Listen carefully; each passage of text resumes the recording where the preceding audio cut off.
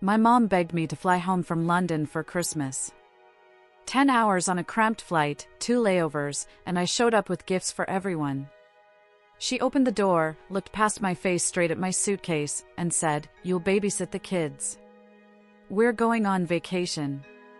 No hug. No hello. Just orders. They all laughed like I was the punchline. But here's what they didn't know: I just canceled their dream vacation. And that was only the beginning of how I took my entire life back. If you're interested in this topic, hit the like button, subscribe, and type "interested" in the comments. And I will give you a heart. The funny thing is, the moment I said that one sentence at the door, the whole room froze. But to really understand why it had the power to stop them cold, you need to know what those people standing in that doorway had been doing to me for years. Because this wasn't just about one Christmas. This wasn't just about one last-minute babysitting demand. This was about a decade of being treated like a walking ATM with a smile painted on. My mom didn't just miss me when she called me in London at 3 in the morning. 2 weeks before that FaceTime, she'd already texted me screenshots of holiday resort prices, hinting that she and my dad could never afford a trip like that unless I helped. Just a little. Just this once. Just this once. That's how every single favor started. When my dad needed knee surgery, I wired money. When my brother Jason maxed out his credit cards on some big e-commerce dream that never materialized, I helped him consolidate his debt. When the water heater broke and the mortgage was overdue, I sent money. And my mom posted photos the next week from a new brunch place downtown, mimosas in hand, #blessed. Let me paint you a picture of my life. I live in a tiny flat in London. And when I say tiny, I mean I can touch both walls of my bedroom with my arms stretched out. I cook most of my meals at home because eating out in London will drain your account faster than you can say fish and chips.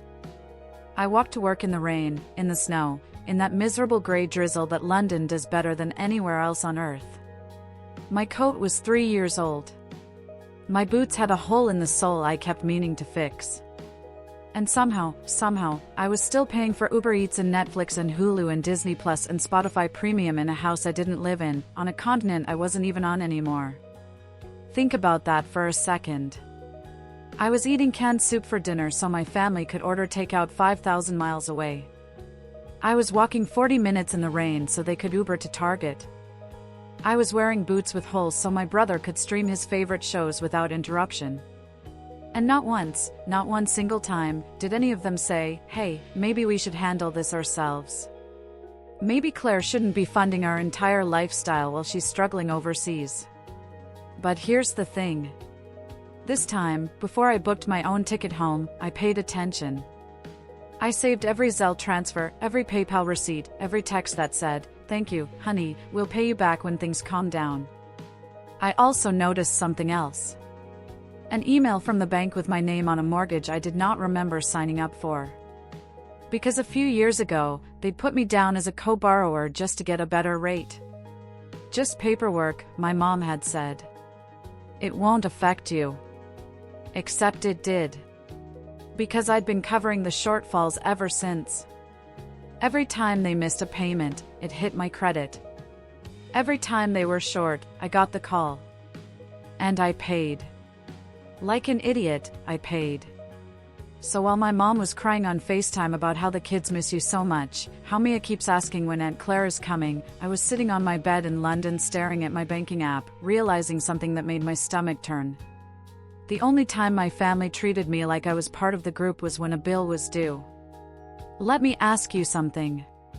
Have you ever been the person everyone calls when things fall apart? The one who's expected to drop everything, send money, fix problems, smooth things over, and then disappear quietly back into the background until the next crisis? Have you ever realized that the people who claim to love you the most only remember your phone number when they need something? If you have, then you know exactly what I felt sitting in that tiny London flat at 3 in the morning, watching my mom cry on a screen, knowing full well that those tears weren't about missing me. They were about needing me. And there's a difference. A big one. I almost said no. I almost told her to figure it out herself, to find another babysitter, to fund her own vacation for once. But then a different thought hit me. If they were willing to drag me halfway across the world to use me as a free babysitter and a walking credit card, then maybe, just maybe, I was finally willing to show them what it looks like when I stop playing along. So I booked my flight. But I also booked a call with a financial advisor. I downloaded 3 years of bank statements. I went through every single transaction, highlighted every transfer, documented every text where they promised to pay me back and never did. And I had a simple document drawn up on a legal template site. Nothing fancy. Just a clear, undeniable record of what they owed me. Standing in that doorway in San Diego, while Jason laughed and my mom announced my babysitting schedule like it was a done deal, I wasn't just the tired, jet-lagged daughter they were used to. I was a woman who had finally done her homework. I rolled my suitcase inside, let the kids jump around my legs, and followed them into the kitchen where their printed itinerary was laid out on the counter like a glossy promise. Resort photos. Flight times. Family package in bold letters. My mom tapped the brochure with her finger and said, her voice all bright and breezy, "See, this is why we needed you here, honey. The kids will stay with you, and we'll finally have a real vacation. You always say we should take care of ourselves, right?" I looked at the resort name. I recognized the credit card number on the confirmation email that was open on her phone. And I felt that same switch in my chest flip again. The one that had been flipping slowly over the years, little by little, every time they took and never gave back. They thought I had come home to be their built-in nanny and bank. I had actually flown 10 hours to do something I should have done years ago. Take my life back. So I smiled. I asked my mom to get everyone into the dining room so we could go over a few things before they left. I opened my laptop on the table. And I pulled up the stack of digital receipts that would turn their family trip into the last time any of them ever saw me as a free resource. My dad sat at the head of the table like it was some kind of board meeting.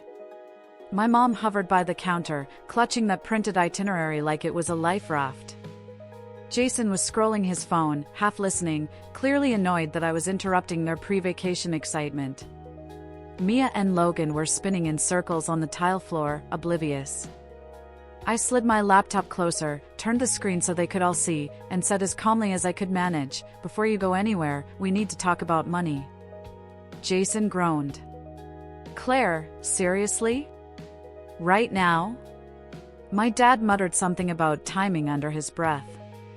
My mom gave me that wounded look, the one she'd perfected over the years, and said, "Honey, we've been under so much stress. Can we please not start a fight before we even leave?" I didn't raise my voice. I didn't slam my fist on the table. I just clicked to the first folder on my screen, the one labeled Miller Household, and opened a spreadsheet. Every line was dated, color-coded, and brutally clear. "Last March," I began, my voice steady, "you called me because the mortgage was 2 months behind. I wired $1,200. In June, Jason's business expenses maxed out his card. I sent $2,500. When the water heater broke, $900. When Dad's truck needed new tires, $600. When the electric bill was past due, $300 here, $400 there. Every single month for 3 years, there's something." I scrolled slowly so they could see the amounts stacking up, highlighting entries as I spoke. This is not counting the Disney Plus, Hulu, Netflix, Spotify Family Plan, your Walmart Plus membership, the cell phone plan, the random emergency Venmo requests that somehow always line up with Black Friday or Labor Day sales. Jason straightened in his chair, color draining from his face as he recognized his own "I swear I'll pay you back next month" memos in the notes column. My mom's hand flew to her mouth when she saw her text screenshotted next to deposits for gas money to visit Grandma, followed by photos of her at a new nail salon the same week. My dad's jaw tightened when he saw the PayPal transfer labeled knee surgery copay, and then the receipt for a brand new flat-screen TV that showed up in their living room the same week. "This isn't fair," my mom whispered. "You're making us look like bad people." I shook my head. "I'm not making you look like anything. I'm just showing you what actually happened." Then I scrolled to the bottom, to the row in bold. The total number sat there, big and undeniable. In the last 36 months, I said quietly, I have sent this house just over $60,000. The room went dead silent. Jason blinked hard, like he was trying to clear his vision. My dad stared at the wall. My mom kept whispering, no, that can't be right. That can't be right, like if she said it enough times, the math would change. The air in that kitchen felt thick, like the oxygen had been sucked out. I could hear the refrigerator humming. I could hear one of the kids laughing in the other room, completely unaware that their whole world was about to shift. I reached into my bag and pulled out a thin stack of printed pages. I slid them onto the table next to the itinerary for their dream resort. This, I said, tapping the papers, is a simple agreement. It's not a lawsuit. It's not me taking you to court. It's just a record that all of you acknowledge you owe me this money and that you'll start paying it back. Even if it's slowly. $50 a month. 100. Whatever.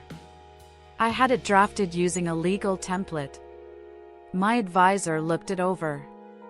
All it says is that this, I tapped the $60,000 on the screen, was not a gift. My dad finally snapped out of his shock. We're family, he barked, his voice rising. You don't put family in debt like that. What, are you going to sue your own parents? I met his eyes without flinching. Family doesn't hide a mortgage in their daughter's name and call her when the payment's late. Family doesn't spend her money on vacations and brunch and then tell everyone she abandoned them. My mom flinched like I'd physically slapped her. Jason grabbed the pages, skimmed the first paragraph, and his voice cracked. This is insane. I can't pay this back. None of us can. I leaned back in my chair, crossing my arms. I know. And I'm not expecting you to. Not all at once. But I am done living in a world where you pretend you're victims and I'm some selfish career girl overseas. If you ever tell a neighbor, or a cousin, or post on Facebook that I left you with nothing, I will show them these numbers. I will show them every transfer, every bill I covered, every time you chose Starbucks over the electricity bill because you knew I'd bail you out. My mom shook her head over and over, whispering, no, no, no. You wouldn't do that, Claire. You wouldn't humiliate your own family. I shrugged. I'm not planning to. As long as you stop lying. Then I clicked to another tab. The one with their resort reservation confirmation. The familiar logo filled the screen, along with their names, their dates, and a little note at the bottom showing the last 4 digits of the card on file. My card. And about that family trip you're so excited about, I added, my voice still calm, still steady, you might want to sit down for this part. My dad frowned, confused. What are you talking about? I pointed to the status line under the reservation number. Cancelled. 3 days ago, I said, I called the resort and the airline. Since the bookings were made with my card and my account, I had every right. The package has been refunded. The flight credits have been moved. I closed the laptop halfway, just enough to see all their faces at once. So when I told you at the door that I wasn't babysitting while you went on vacation, what I meant was there is no vacation anymore. Not without me. Not without my money. Not ever again on my dime. But here's where it gets even better. Because I wasn't done. Not even close. And what I did next didn't just cancel their vacation. It threatened to take away the roof over their heads. My dad lurched up from his chair when he saw the word cancelled on the screen, like he could intimidate the laptop into changing its mind. You had no right, he snapped, his voice shaking with rage. Those are our tickets. I didn't even flinch. They were bought with my card, from my account, with my money, I said. The right was all mine. He opened his mouth to argue, but I was already clicking to the next window. And that brings me to the house we're sitting in right now. On the screen was an email from the bank with both our names on it. Gary Miller and Claire Miller. Co-borrowers. My dad stared at it, and I watched the color drain from his face like someone had pulled a plug. My mom whispered, "Claire, please. Not this. We told you it was just paperwork." I swallowed the familiar ache in my throat, the one that had lived there for years every time they minimized what they'd done to me. "You told me it was a formality," I said. "You told me it wouldn't affect me. But I've been the one covering short payments on this mortgage for years. Every time you forgot a bill, it hit my credit too." I clicked a button and a small video popped up in the corner of the screen. My financial advisor's face appeared, framed by a tidy home office in London. We'd spoken before I ever got on that plane. "Hi, Claire," she said, her voice warm but professional. "Is now still a good time?" I turned the laptop slightly so my parents could see her clearly. "Perfect," I said. "You remember my family situation?" My dad hissed, "Who is this?" I answered without looking at him. "This is the person who helped me understand exactly what being a co-borrower on your mortgage means. And what my options are now that I'm done bailing you out." The advisor introduced herself politely, then got straight to the point. In calm, measured language that somehow made everything sound both reasonable and terrifying, she explained that as a co-borrower, my credit was tied to this house. That missed payments and constant shortfalls were hurting me. And that I had the right to go to the bank and request to be removed from the loan. In practice, she continued, her tone still gentle, that means the lender would require the remaining borrower or borrowers to qualify on their own. They might have to refinance. Or in some cases, if they cannot meet the requirements, the property may need to be sold to satisfy the debt. My mom shook her head frantically. "You can't do that," she said, her voice trembling. "We can't afford to move. We can't afford a higher payment." The advisor's voice stayed gentle. "That's between you and the lender, ma'am. What I can say is Claire is not obligated to keep her name on a loan that she's not truly benefiting from, especially when she's the one making up the difference." I thanked her and ended the call, my heart pounding so hard I could feel it in my teeth, in my fingertips, in the back of my throat. The room felt smaller, like the walls were inching inward. My dad rounded on me, his face red now, veins standing out on his forehead. "You're going to make your own parents homeless over some numbers on a screen?" I looked him straight in the eye. "No. I'm going to stop letting you gamble with my future while you act like I owe you my entire life. If you can afford resorts and plane tickets when you think I'll be here to babysit, you can afford to sit down with a bank and figure out how to pay for your own house." I reached into my bag again and pulled out a folded letter. "This is my formal notice that I'll be stopping all automatic payments related to this property," I said. "The bank will contact you directly from now on. I'm also closing the joint checking account Mom convinced me to open just in case there's an emergency." I air-quoted the words without meaning to, and I didn't care. My mom made a choked sound. "But that's where the grocery money comes from," she said. "That's where we pay utilities. How are we supposed to manage all this?" I took a breath, slow and steady, the way my therapist in London had taught me when I felt like I was drowning. "The same way every other adult in this country does," I replied. "With your own income. With your own budgeting. With your own consequences when you overspend." I opened another tab, showing the monthly auto drafts I'd set up over the years. Mortgage supplement. Power bill. Internet. Streaming bundles. Grocery deliveries. Car payment top-ups. All of them had my name next to the word payer. "As of today," I said, my cursor hovering over the cancel button for each one, "these stop. You will get your own bills in your own names. If they're late, that's between you and the companies. Not me and my credit score." Jason finally spoke up, panic rising in his voice like water filling a sinking ship. "Claire, you can't just pull everything away at once. At least give us time. I'm looking into more hours. I'll sign up for more delivery shifts, I swear." Just don't screw us like this. I turned to him, and for a moment I saw the brother I used to protect, the one I'd bailed out of trouble more times than I could count. But then I remembered him laughing at the door, telling his kids not to wipe their snot on me, making a joke out of my exhaustion while I stood there with gifts I'd bought on a credit card I was still paying off. "You're 34 years old," I said. "You have 2 kids. You should have been doing that years ago without me dangling in the background as a safety net." He stared at the table, jaw clenched, and for a second I almost softened. Almost slipped back into the role they'd written for me without asking. The fixer. The quiet helper. The girl who would cry in the shower and then open her banking app and make it all go away. But then I remembered the way they'd laughed. The way my mom had said, "You'll babysit," like it was a line item on a to-do list, not a human being with feelings and boundaries and her own life. And that softer part of me shut right back down.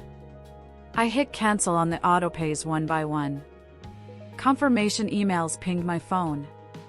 My mom's breathing got faster, sharper, like she was on the verge of hyperventilating. My dad sank back into his chair, staring at nothing. "This is cruel," he muttered. "You're punishing us." I shook my head. "No.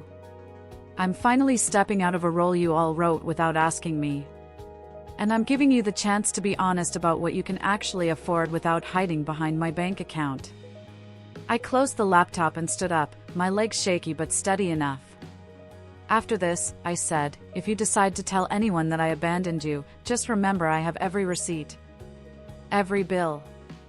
Every transfer. I'm done being the villain in the story you tell other people to make yourselves feel better."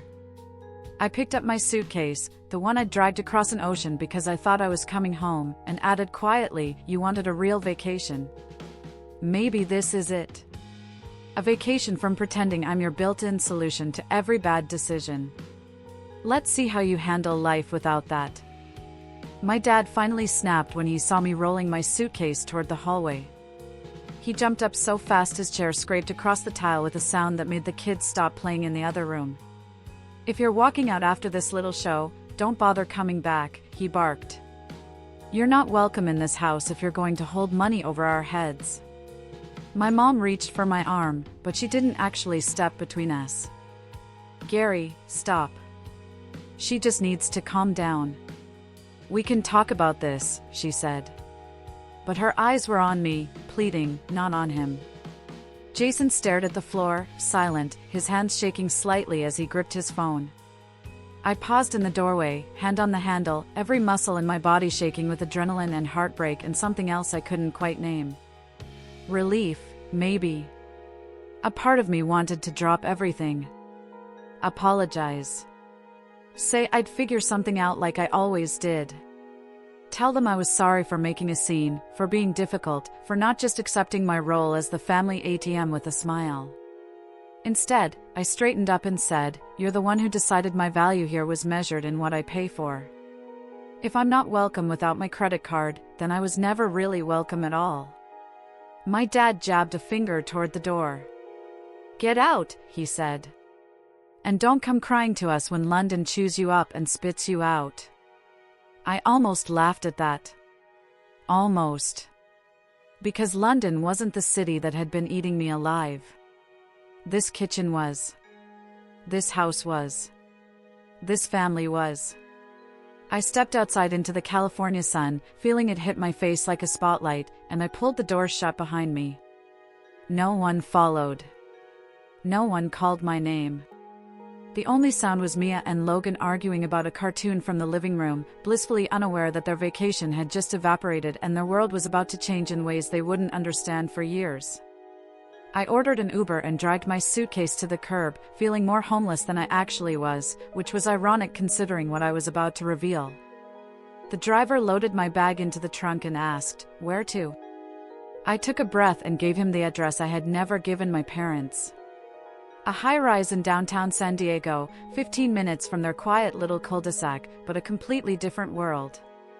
6 months before, after one too many midnight money transfers and guilt trips, I had used my savings and my steady UX salary to put a down payment on a tiny one-bedroom condo. I told my family I was just thinking about coming back to the States someday, but I'd already signed the papers. The plan was to move in slowly, quietly, once I figured out how to disentangle myself from their finances without blowing everything up. Tonight proved there was no gentle way to do it. No soft exit. No version of this story where everyone stayed comfortable. When the Uber pulled up in front of the glass building, it felt surreal. I swiped my key fob, wheeled my suitcase through the lobby I'd only seen twice before, and rode the elevator up to the 8th floor. The condo smelled like fresh paint and new carpet. Not like anyone's cooking or stress or desperation. Just empty. Clean. Mine. I dropped my suitcase in the middle of the living room and stood by the window, looking out over the city lights, and for the first time in years, my phone wasn't buzzing. No, can you send something until Friday? No, the card got declined, can you fix it? Nothing. Just silence. I opened my banking app and went through the last few things I still paid for that weren't in my name. The family Disney Plus account. Cancelled. The Hulu bundle. Cancelled. The Spotify family plan. The shared cloud storage. The random Apple charges for games the kids downloaded without asking. Cancelled. Cancelled. Cancelled. Each confirmation email felt like cutting a string that had been wrapped around my ribs for a decade, getting tighter every year until I could barely breathe.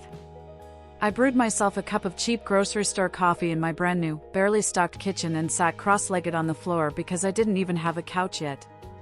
In the quiet, without my mom's constant sighing or my dad's TV blaring or Jason's voice always asking for one more favor, the doubts rushed in like water through a cracked dam. What if I'd gone too far? What if they really couldn't keep the lights on without me? What if I had just turned into the selfish, ungrateful daughter my dad always warned me not to be? What if cutting them off made me just as bad as them? Then I remembered how my mom had opened the door. Not with a hug. Not with joy at seeing me after months apart.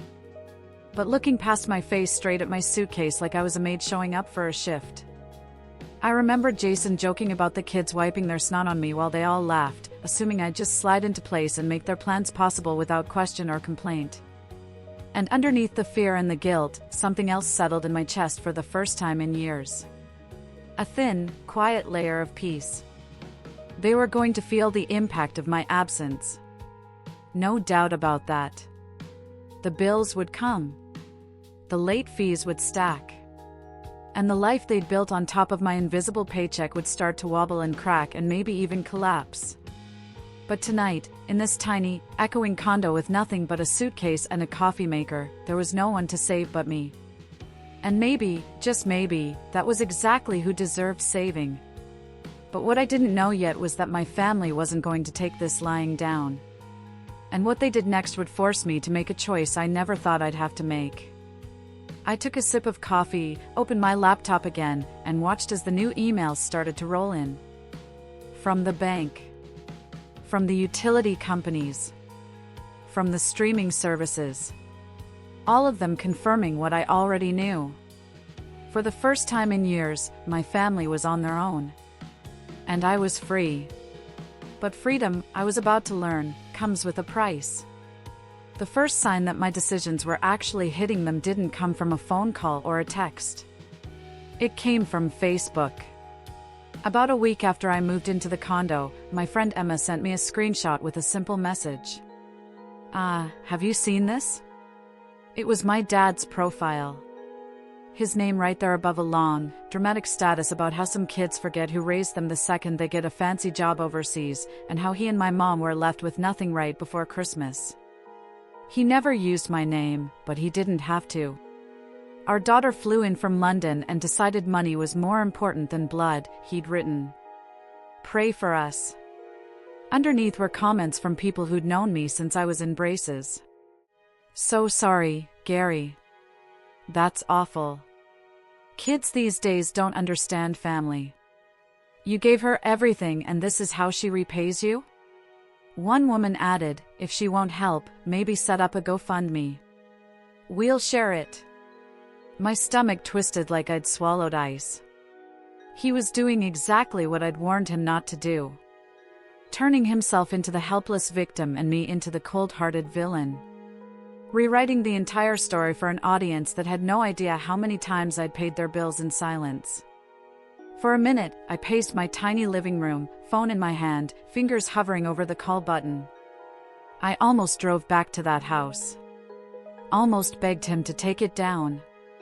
Almost offered to reinstate one of the payments just to make the humiliation stop. The old version of me, the one trained to fix everything, was clawing at the inside of my chest, screaming at me to make peace, to smooth things over, to make myself small again so everyone else could be comfortable. Then I pictured the spreadsheet on my laptop. I pictured the email tying my name to their mortgage. The stacks of transfers. The way my mom had looked past my face and straight at my suitcase when she opened the door, like I was a delivery driver dropping off a package, not her daughter coming home. That image snapped me back.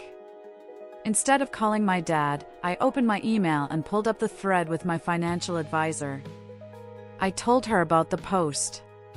About how my family had been using my money for years while claiming they were barely getting by. And I asked one simple question. Was there anything else I needed to do to protect myself now that I'd cut them off? She responded with a calm, detailed reply about documenting everything. Saving copies of every transfer and bill.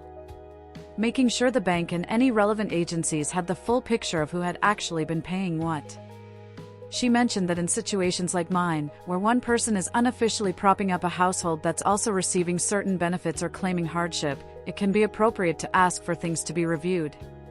Just to make sure everything is above board. I didn't need a step-by-step manual. I just needed to know I wasn't crazy for thinking something was off.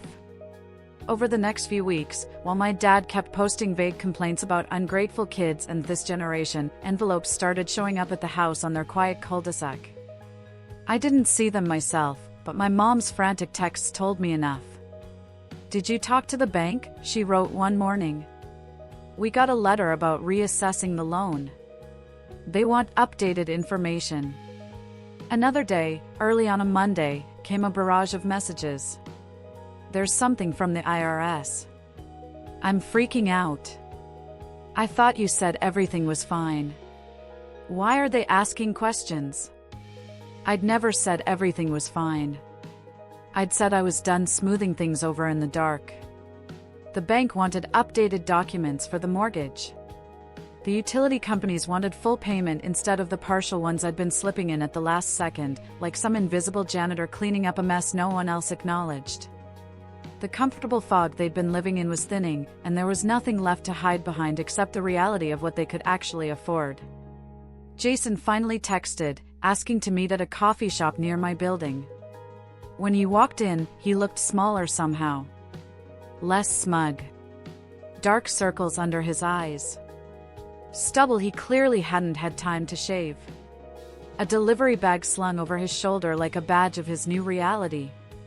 He dropped into the chair across from me and got straight to it. "Dad needs to shut up online," he said, rubbing his face.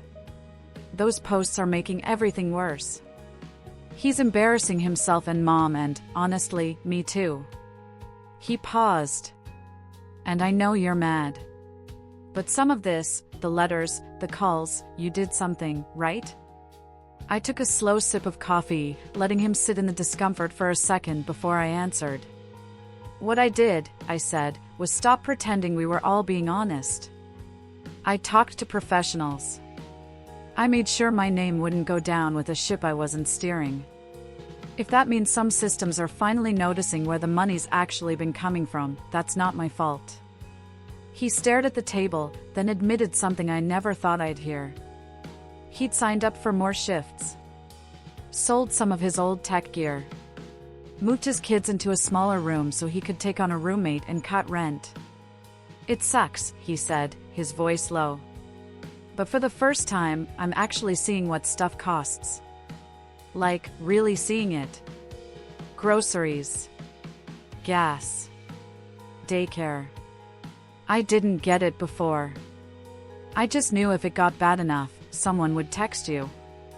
Meanwhile, my mom was selling designer bags and home decor she'd bragged about on social media, listing them on Marketplace with captions like "barely used" when I knew exactly how often she'd carried them to brunch while I wired her grocery money. The new television my dad bought after his surgery, the one he justified as recovery entertainment, disappeared from the living room, replaced by an old boxy set from the garage in the background of my cousin's holiday photos. Their truck was finally repossessed one gray morning after too many missed payments. The kind of scene they used to cluck their tongues at when it happened to a neighbor. Now it was their driveway, their sidewalk, their embarrassment as the tow truck hauled away a symbol of a lifestyle they could no longer fake. Through all of it, my dad kept my number unblocked, but he never once called to apologize or tell the truth. He just kept throwing little grenades online. Vague posts about betrayal and ingratitude, hoping someone would pick them up and carry them to me so I'd feel guilty enough to crawl back. He told anyone who would listen that his daughter had abandoned him for money and status, conveniently leaving out that most of the money had been flowing in the opposite direction for years. I didn't respond publicly.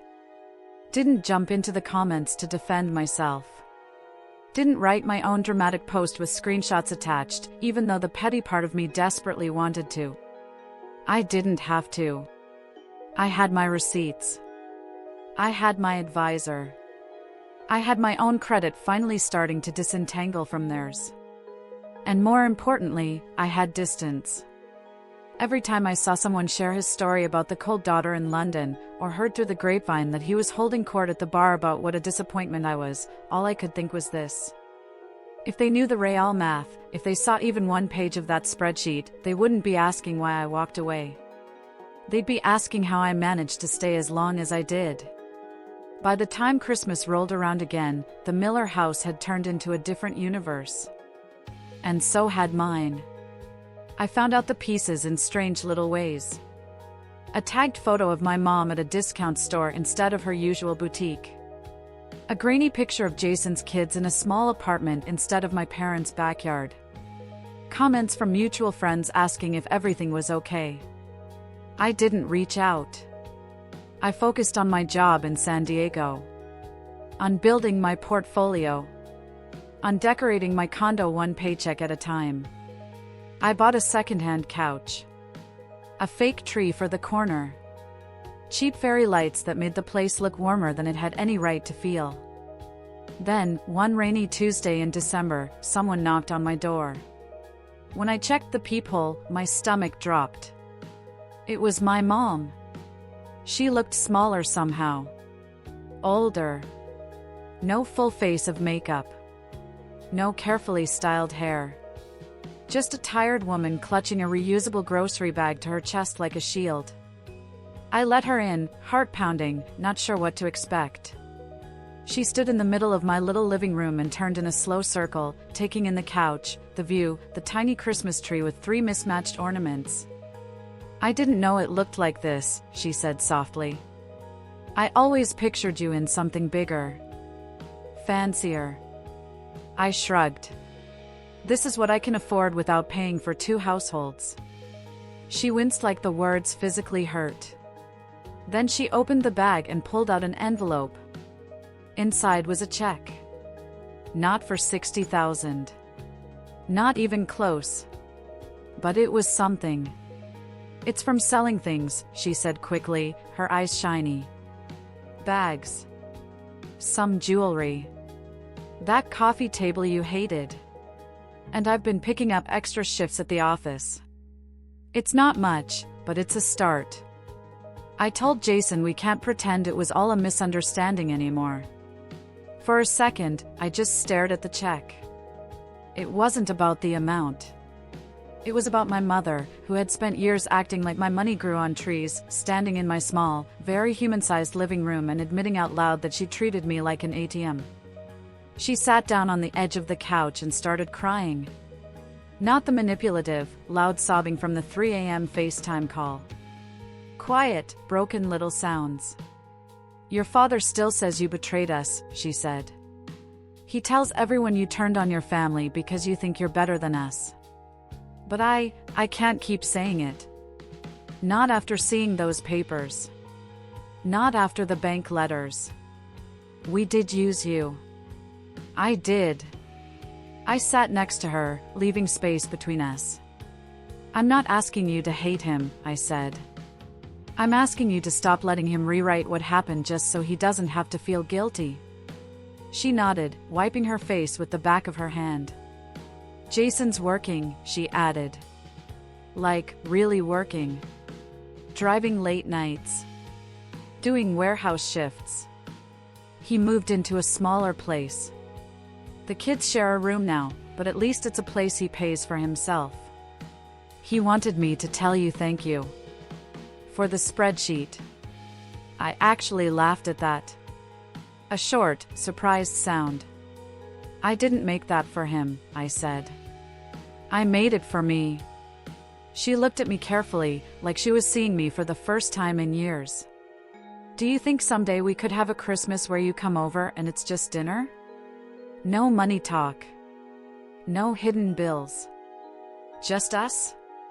My throat tightened. I wanted to say yes immediately. Wanted to forgive everything and pretend it never happened. But I'd learned something important in that tiny condo over the past year. Peace bought with silence isn't real peace. Maybe, I said. But that only happens if everyone in that house understands I'm not their safety net anymore. If I come, it's because I want to. Not because there's a payment due. She nodded again, stood up, and hugged me. A real hug this time.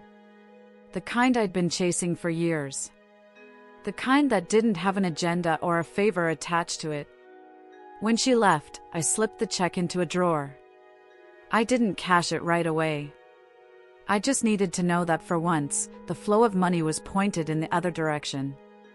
As for my dad, the last thing I saw from him was another vague post about family turning their backs. I muted him. Then I finally blocked his profile and his number. It felt less like slamming a door and more like closing a wound that refused to heal. That Christmas Eve, I sat alone on my couch, tree lights blinking, a cheap mug of hot chocolate in my hands. And for the first time in my life, I didn't feel obligated to be anywhere else. No flights. No babysitting schedule. No emergency transfers. Just quiet. Just mine. Just peace that I'd earned by finally choosing myself. Here's what I learned, and I need you to hear this if you're in a situation like mine. Family doesn't stop being family just because you say no. The people who truly love you will eventually adjust to your boundaries. The ones who are only there for what you could provide will call you selfish the moment you stop bleeding for them. It hurts. It's lonely. But sometimes distance is the only way to stop drowning in someone else's bad decisions. So let me ask you this. If the people draining your bank account and your sanity share your last name, would you keep paying the price just to be called loyal? Or would you walk away like I did and finally give yourself permission to be your own family first? Drop your answer in the comments. Tell me if I went too far or if I should have done this years ago. And if this story hit you where it hurts, if you've been the family ATM, the built-in babysitter, the one everyone calls but nobody values, share this video. Send it to someone who needs to hear it. Subscribe for more real stories about boundaries, betrayal, and the power of finally choosing yourself. Because we're not done here. Not even close. Thank you for watching. And remember, walking away from people who only value what you provide isn't selfish. Sometimes it's the only way to save yourself.